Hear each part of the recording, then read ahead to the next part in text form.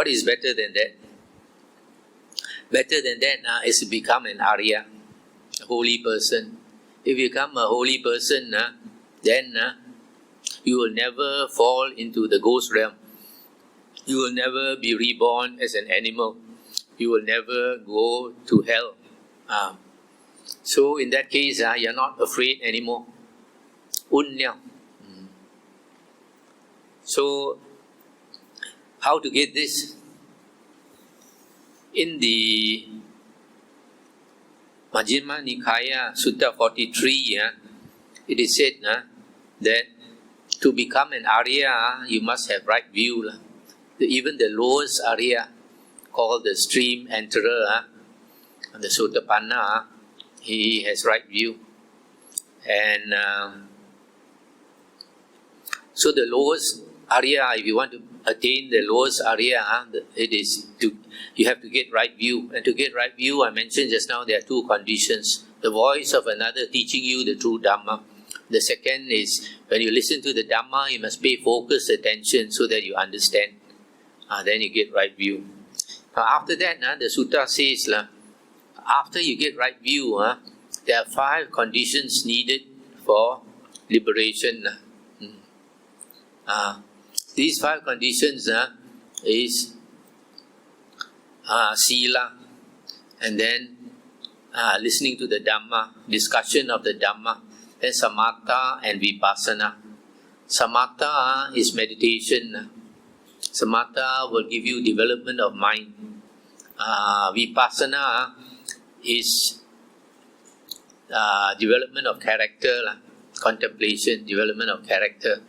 And it consists of the right effort and right mindfulness. You get this because you compare this with the Aryan Eightfold Path. In the Aryan Eightfold Path, after you get right view, 7 factors must be developed for liberation. So these 7 factors in the Aryan Eightfold Path is equivalent to the 5 factors mentioned in the Majjhima Nikaya 43. So when you compare these two, you will find Samatha is the 8th factor, right concentration, and Vipassana is the 2 factors, right effort and right mindfulness.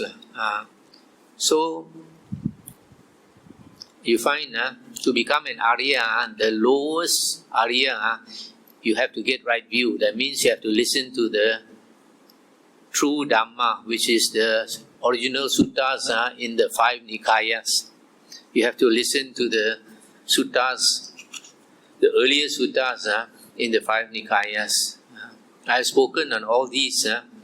They are in the SD card, which you can order, or you come to our monastery, you can get. It's also available on the internet, YouTube and all that. So listening to the Dhamma will help you in many ways. The first one is, if you listen to the Dhamma, then you get right view. When you get right view, you have gotten rid of wrong view. You have gotten rid of wrong prejudices. You have gotten rid of wrong thoughts. So because of that, whenever you act with a wholesome mind. If you don't have right view, you don't have a wholesome mind. You don't act with a wholesome mind, and then you create evil karma, evil actions. And from evil actions, it becomes a habit, and then it forms your character. And your character, if you act with an unwholesome state of mind, you'll be reborn in the 3 woeful planes.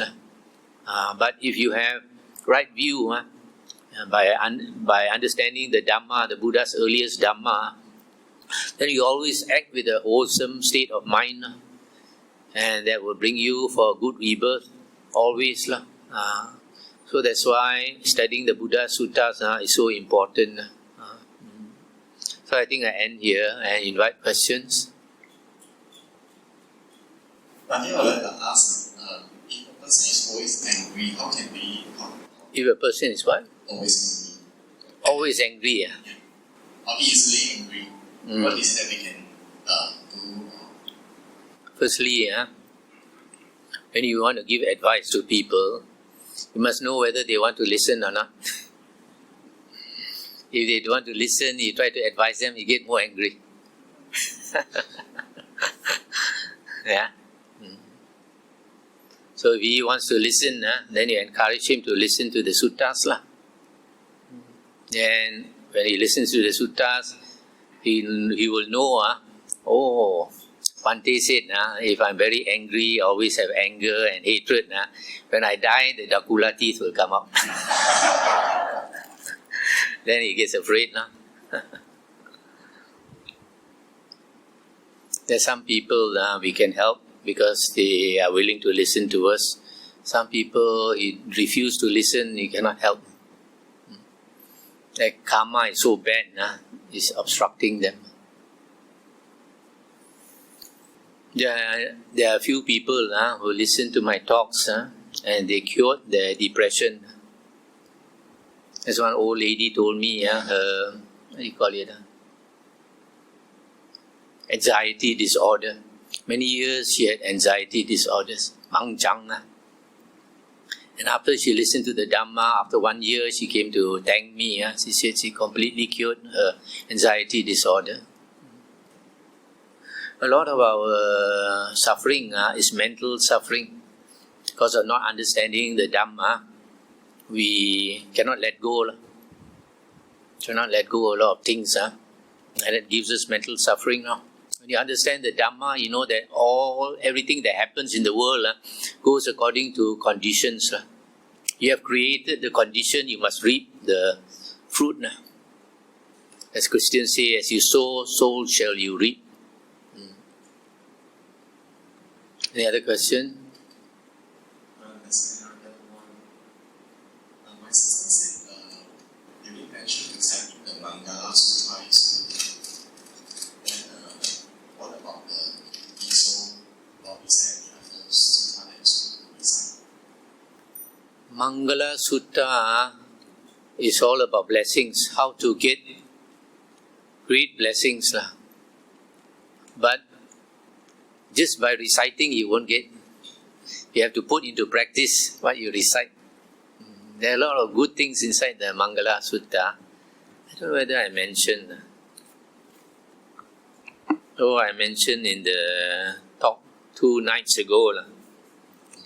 The Mangala Sutta says how to get the highest blessings. Not to associate with fools, to associate with wise men. Wise men are those who know the Dhamma. Fools are those who don't know the Dhamma. They don't live their life according to Dhamma. They don't live their life in the right way. They do things that they should not do. So they end up in the woeful plains of rebirth. And then to live in a suitable place. For example, you live in a place where you can learn the Dhamma, where you can practice the Dhamma, when you have monks and nuns to give offerings to, where you can keep where you can go for retreat and keep the precepts and learn meditation, etc. And then to be guided by Dhamma also will give you great blessings. That means you have to listen to the Dhamma every day, otherwise you won't remember. And then to have pleasant speech, and then to support your parents and your family, and then generosity, and then respect those who are worthy of respect, humility, gratitude, especially to your parents, contentment, not to be over greedy, patience, meekness, not to be fierce. So all this, if you practice only, will give you great blessings, not just chanting. Any other question? And then just now you mentioned that it's not the consciousness that they birth, it's the soul. Is the soul a permanent entity? The soul keeps changing according to your character. The Buddha calls it the mind-made body. So you come into this human life because you have been a good person, reasonably good person. So you have a flesh body. And when you are born, your soul looks like your flesh body. But if you act wrongly, that soul inside will change. If you act wrongly, you change, for example, to become a Dracula. If you act rightly, you might change to become a Deva or a Devi. So it's changing all the time, according to your mind. Take another question. Yeah. Nowadays, frequently we read the papers of children suing their parents. Children what? Children suing their parents. Oh, suing their parents. But in the book, Tibetan Book of Death, the deceased is guided. Upon them, the deceased is guided through a tunnel where they meet the beautiful deities, and then they also guided through a very dark tunnel where, frankly speaking, the children pick the copulating couple. That means they choose their own parents indirectly. So if that's the case, children cannot sue their parents and say that no, because they are the ones that choose their parents. Any comments? Thank you. Firstly, there are some books written by some people who have done research. These people, like some professors, American professor, whenever he hears of some case of somebody who remembers their past life, he'll go and interview that person and find out. Because there are some people who remember their past lives. So as far as this human birth is concerned, several of them said after they pass away, they saw their funeral, everything, and they came out of the body, they become a being a few inches high. And they wander around, they don't know where to go. It's not like you said, they see the couple copulating and go inside. No, they don't know where they want to go. Then there's a case of one person, he said, he wandered around for a few days. Then he saw a maid coming back from the market. And this maid is the sister's maid. So this maid was carrying a basket, a veggie and all that. So this being, he jumped into that basket and was carried home, and he was born as the sister's son. So after that person dies, he becomes a being. He doesn't immediately take birth. And he has to wait. It's not like Mahayana says 49 days. No. So as far as suing the parents, it's because it's partly the parents' fault also. The parents never teach their children well. So parents are reaping the karma vipaka. Nowadays, a lot of parents, they have one son or one child or two children. So they sayang too much, spoiled. Husband and wife sayang, grandmother, grandfather, both sides sayang. 6 people sayang one. So everything he wants, they give. Everything give. But those who practice the Dhamma and they bring their children to learn the Dhamma, go to Sunday school, you find their children become very obedient, very good. I know one couple in Klang, every night after dinner, the whole family will sit down and listen to the Dhamma talk. It's like the Christians. Christians, one of my sisters is a Catholic. After dinner, the whole family will sit together and pray for the peace in the world and all that. In the suttas, the Buddha said, if any monk or anybody says that Buddha taught like this and taught like that, or the Buddha said this and the Buddha said that, you must not accept, you should not reject also. You must compare it with the suttas, the early discourses of the Buddha. The Buddha said only if it agrees with the early discourses of the Buddha, you can take it to be the Buddha's words. Because the Buddha predicted that after 500 years after his passing away, fake Dhamma will arise in the world. And the Buddha said, when fake Dhamma arises in the world, slowly the true Dhamma will disappear. So the Buddha said, we have to make the effort to preserve the true the Dhamma, which is the suttas. We know that these 5 Nikayas are the original words of the Buddha, because the Buddha said his true Dhamma will last 500 years. Within that 500 years after the Buddha's passing away, we have Emperor Asoka. Emperor Asoka had a lot of faith in the Buddha. So he created these pillars by the roadside, a few feet, maybe 3 feet diameter, stone columns, and he got people to carve out the words of the Buddha on these stone pillars. Now after 2000 over years, they have managed to dig up these stone pillars, and we know that during Emperor Asoka's time, which was about 250 years after the Buddha's passing away, there was only the 5 Nikayas, Digha Nikaya, long discourses of the Buddha, Majjhima Nikaya, medium length discourses of the Buddha, Sangyutta Nikaya, connected, topically grouped discourses, Anguttara Nikaya, numerically arranged discourses, and Khuddaka Nikaya, the minor collection. So this is original Buddhism. No other books existed. After 500 years, and then Mahayana Sutras appeared. So you look into, for example, one of the founders of Mahayana Buddhism was a man they call Longsu Pusa. Have you heard? Longsu Pusa. His real name was Nagarjuna. In his biography, he said, people asked him, he came out with a lot of new sutras, books. So people asked him, what is it, Bhante? Previously, we never heard such sutras. Now you say these are the words of the Buddha.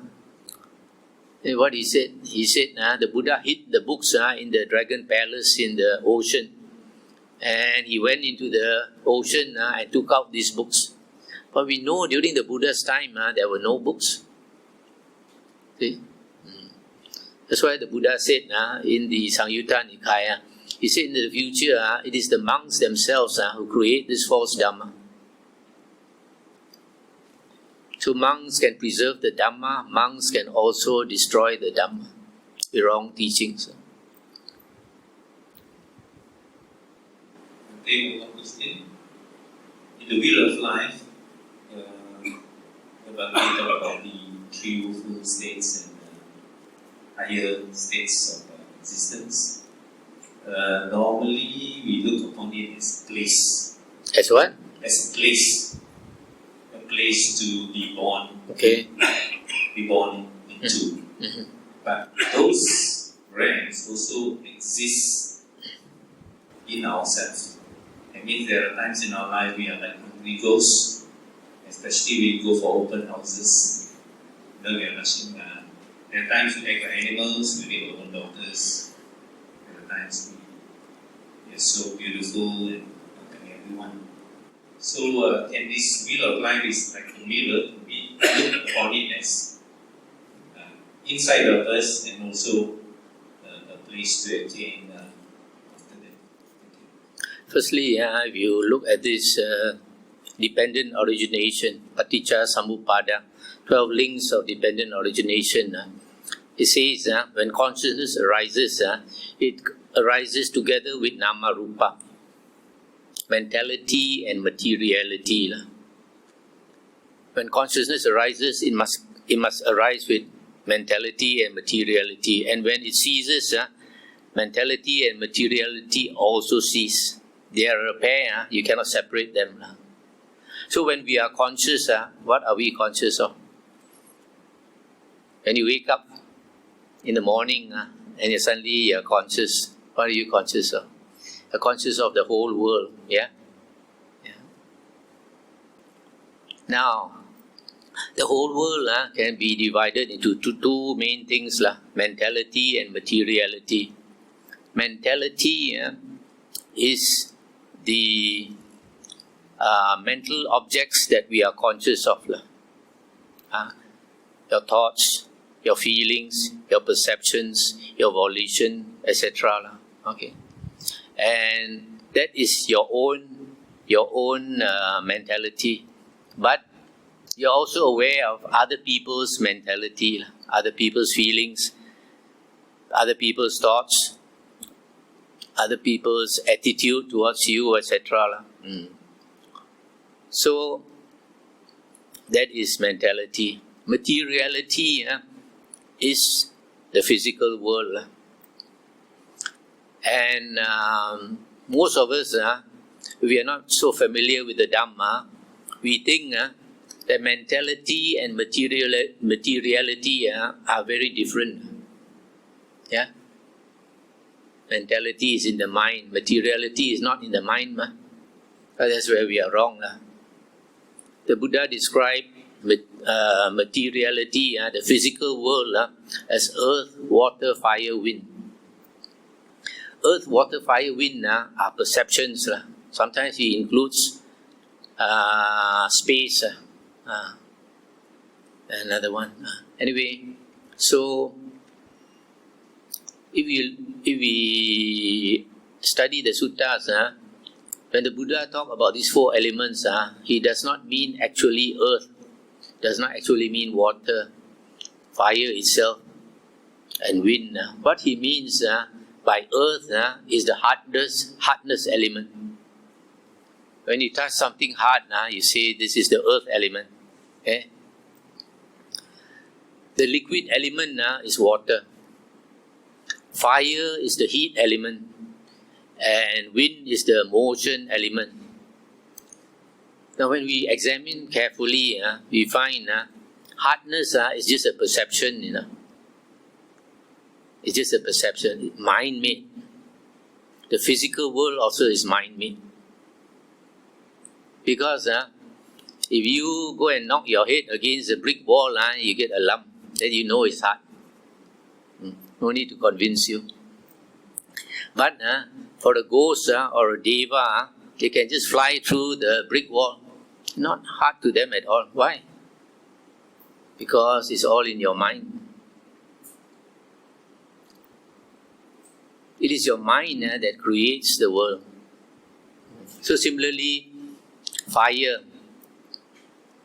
If you fall into hell because of your evil karma, you feel that the hell is very hot.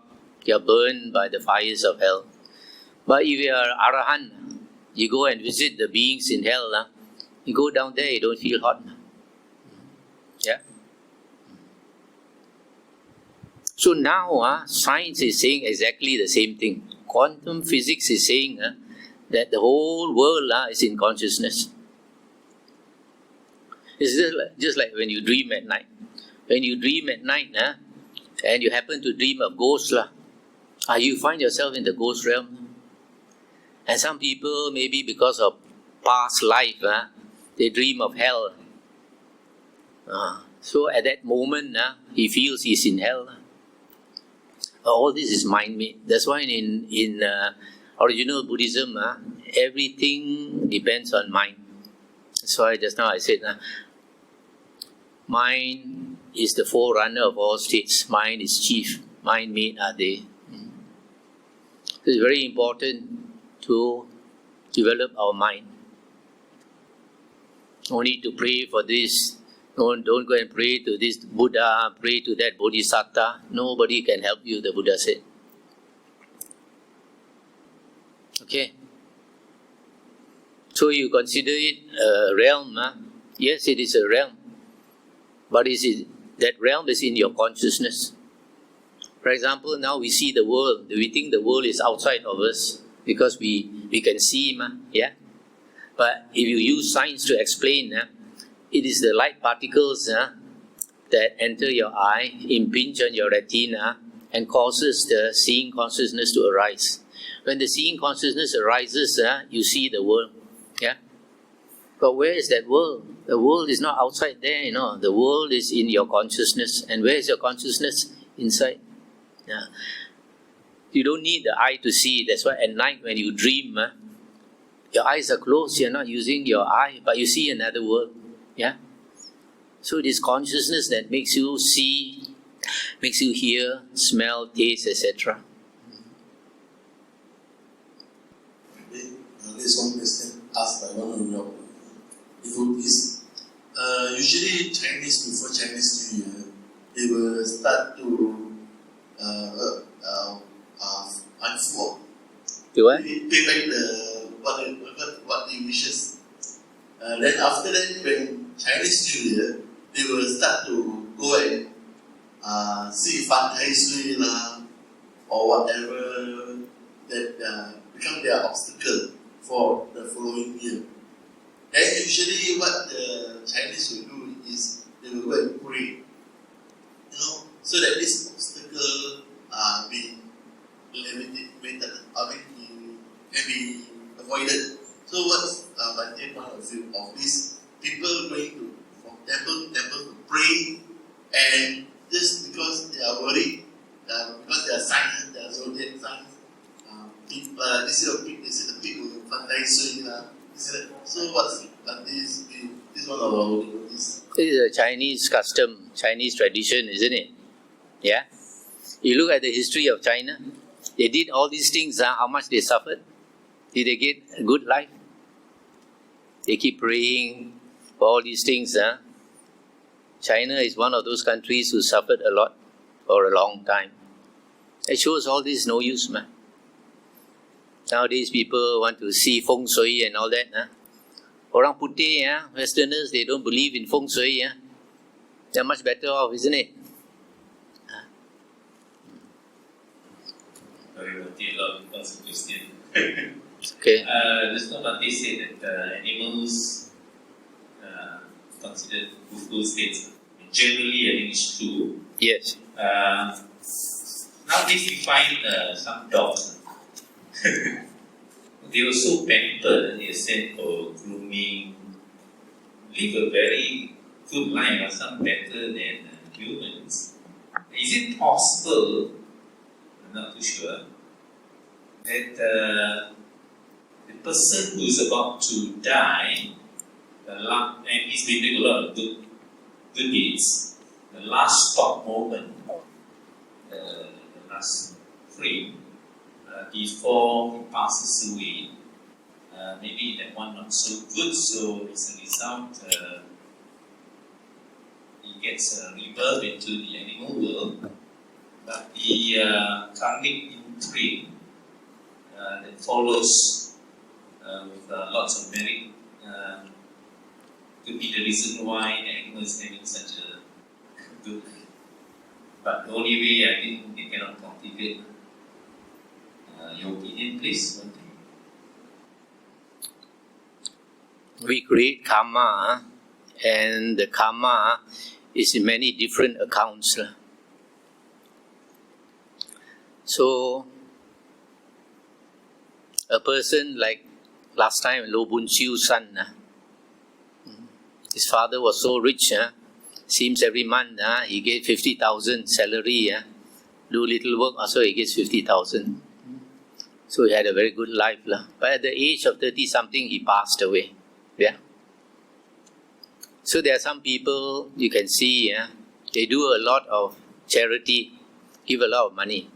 But they like to go hunting. They shoot wild boar and all that. Yeah. Mm-hmm. So because of this, they can be born rich. But because of the killing karma, they have short life. So, it is our character that determines our rebirth destination. So, if you talk about the dog that is having a very good life, that person in the past life probably was a bit blur, not very, don't have that wisdom to become a human being. But he was very generous. Mm-hmm. So that's why. Coming to this last thought moment, a lot of people think that the last thought moment is very important. For example, even in Buddhism, this Pure Land school, they say you must chant Om Mito Pho, Om Mito Pho. At the last moment, you go for rebirth. Many years ago, I went to Telok Intan, and they told me one of their members, old lady, had just passed away. And they said, the last few days before she passed away, she was crying, every day crying. They asked her why. She said, who has taken away all my clothes? I'm naked. But they saw she was not naked, but she saw herself as naked because her lingun already changed into a naked ghost. So after that, she passed away. So they asked me why. I said she didn't siu sing ma. She just used her mouth only. So to explain this last moment, even in Theravada Buddhism, people who follow the Abhidhamma, they believe that the last thought moment will determine your next rebirth. Why? Because they talk about Patisandhi Chitta, rebirth linking consciousness. They think when you are dying, the last consciousness will link to the next birth. Yeah? But it's not so simple. Not so simple. If you study the original suttas of the Buddha, you find a cousin of the Buddha called Mahanama. He used to go to the monastery every evening. During the Buddha's time, monasteries were forest monasteries. All the monasteries were forest monasteries, several kilometers from town. So this man, Mahanama, he walks to the cemetery in the evening, help do some work, and then he stay back to listen to the Dhamma discussion. After the Dhamma discussion, he walks back alone, several kilometers through the forest and all that, to the town. And at that time, there were no street lights and all that, and he was walking alone. So imagine if every night, about 10 o'clock, after the Dhamma discussion, he goes back, because 10 o'clock, there's a time the Buddha's disciples took a rest. So one day he asked the Buddha, I said, Bhagavan, I was thinking every night I walk back alone in the darkness to my home. I might suddenly be killed. Say, for example, by a tiger or a bandit or by a wild buffalo or by a stray horse. Then he said, at the last moment when I'm dying, I'm afraid. Will I go for a bad rebirth? So the Buddha said, don't worry, Mahanama, don't worry. For a long time you have taken refuge in the Buddha, Dhamma and Sangha. Then the Buddha said, if a person has faith in the Buddha, Dhamma and Sangha, if he has sila, keeps the precepts, if he has tuo wen, much learning of the suttas, much knowledge of the suttas, all these qualities makes his mind an elevated mind. And that will bring him for a good rebirth. So the Buddha is saying, your last thought moment is not important. Why? Because when a person is dying, we have 6 senses. After some time, our heart will stop and our breathing will stop. If you ask a doctor will say, this person has died. Yeah. But a lot of people, because you don't study the suttas, the early discourses of the Buddha, you don't know. The Buddha said, when a person really dies, 3 things will stop. One is the vital energy, we call chi. The second one is the mind. The third is the body heat. So normally when the doctor says the person has died, he is still alive for a few hours, maybe 4 or 5 hours. Yeah. But after the doctor says he has died, his other 5 senses have closed. His seeing consciousness, hearing, smell, taste and touch have closed. He's no more conscious of the outside world. Has gone into his mind. Yeah. And during those 4 or 5 hours, as his body slowly cools down, he's dreaming. And what he is dreaming depends on his everyday mind. That's why siu sing is so important. If you cultivate your mind every day, you have a wholesome mind. So in the last few hours when you're dying, you have wholesome thoughts. You think of good things. If you don't sing, you don't develop your mind, you don't develop your character, you have an unwholesome mind, impure mind. You think of all the wrong things, and then you go for a bad rebirth. So only when the body has become cold, that person has really died. That's why we Chinese very smart. We keep the body for 3 days, 5 days, 7 days. Make sure it really die. Yeah? It's true, Several years ago, I went to Singapore to give talks, and the devotee brought me up to the top of his condominium, and he showed me an area. He said, formerly this place was all cemetery. Then the government wants to develop the place. So they exhumed the bodies. They dug up all the coffins because mostly the relatives want the remains. They want to burn and keep the remains. So one of the coffins they opened up, they found scratch marks. That means when that person was buried, he was not dead. People thought he was dead. So you make sure, you tell your children, next time, wait until my body is cold.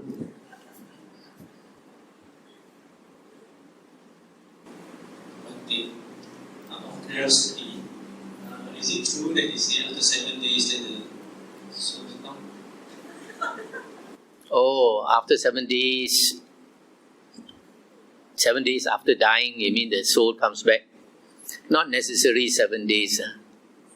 Sometimes 3 days, sometimes 4 days, 5 days, sometimes even after 10 years. That shows that being has been reborn as a ghost. Quite often, people have passed away, and after a few nights, they hear somebody walking in the house, but cannot see. Sometimes the door will open by itself, the window will open by itself, the light will open by itself. Some even, the old lady passed away, she has a certain smell, maybe Hong Yu or something. When she comes back, you get that smell. So born as a ghost already. And when they are reborn as a ghost, they need help. So they come back, want you to help. So if you know that, then you have to help them. Now, how to help them?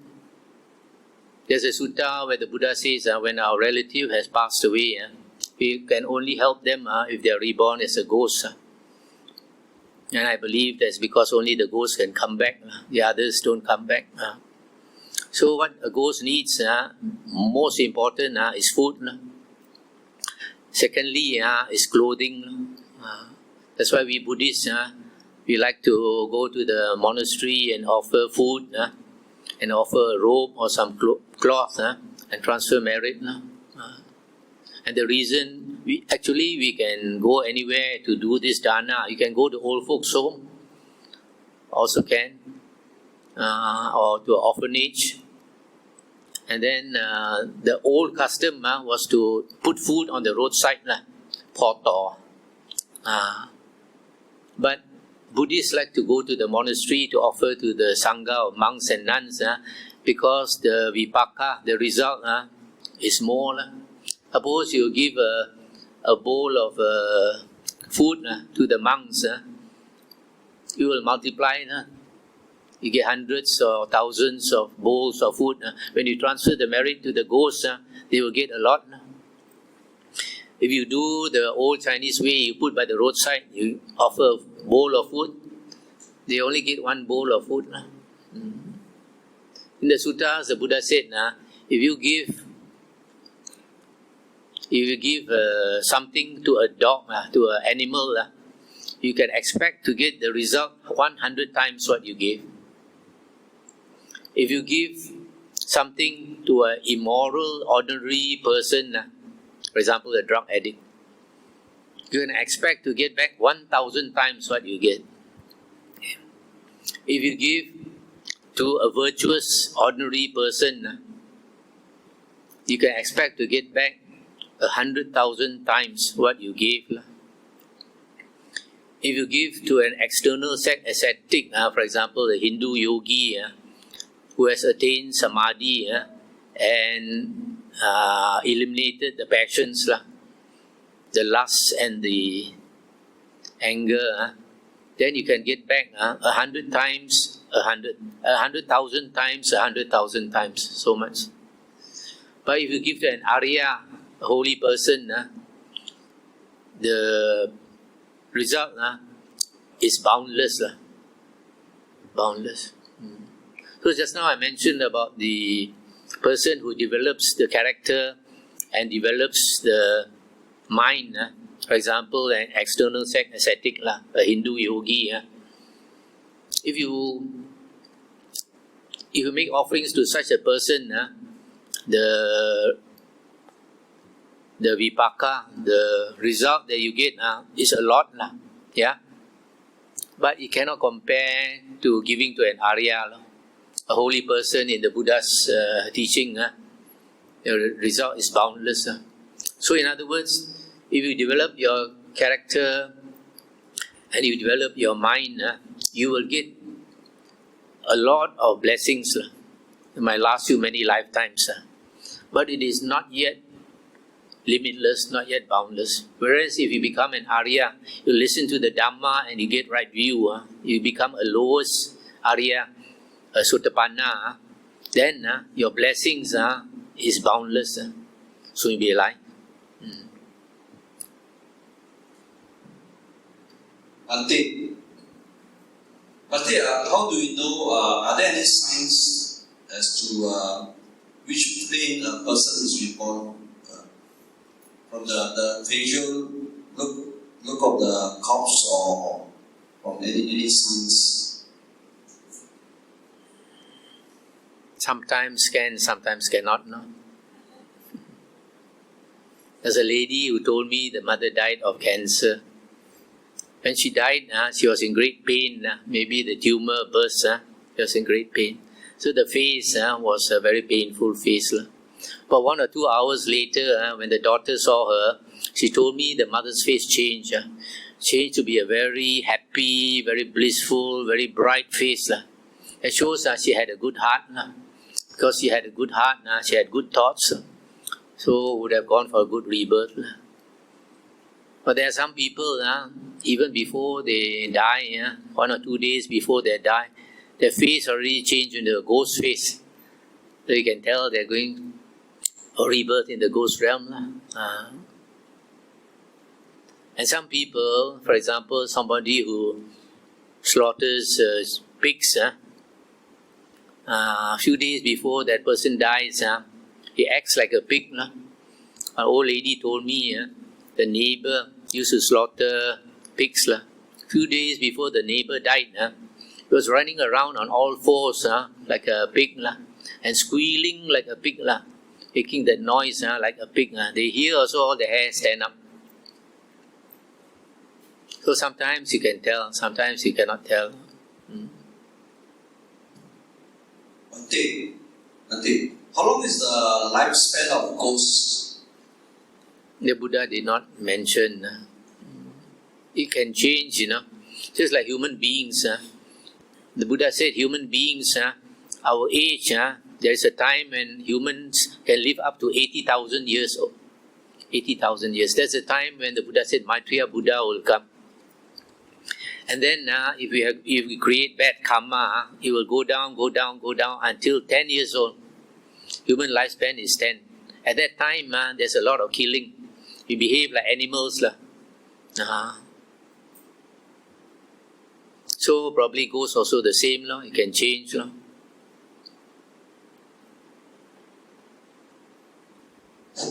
Bhante, we all know that like attracts like, positive attracts positive, and negative attract negative. This is the universal truth propagated by the Western philosophy called law of attraction. On the contrary, Buddhism teaches us the four noble truths, and start with life is dukkha. Life is suffering, causes of suffering, there are ways to end suffering, and there is a eightfold path. What the mind focus, the energy flows. My question is, if our mind keep thinking that life is suffering, wouldn't that we are going to attract more suffering?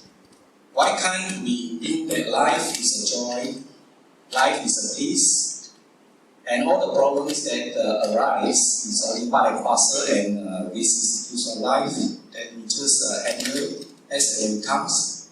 Please enlighten Dante. When the Buddha said life is suffering, he did not ask you to suffer. He did not ask you to get depressed over it. The Buddha said, you should have equanimity. Whether happiness comes or suffering comes, you must take it in your stride. When you're happy, you become so happy until you fall off the chair. Then when dukkha comes and smack you in the face, you will also fall off the chair. So if you meditate, learn the Dhamma, you learn that everything happens according to causes and conditions. Whatever it is, you have to accept it. You have to be patient. And then you create the causes and conditions that give you a happier life.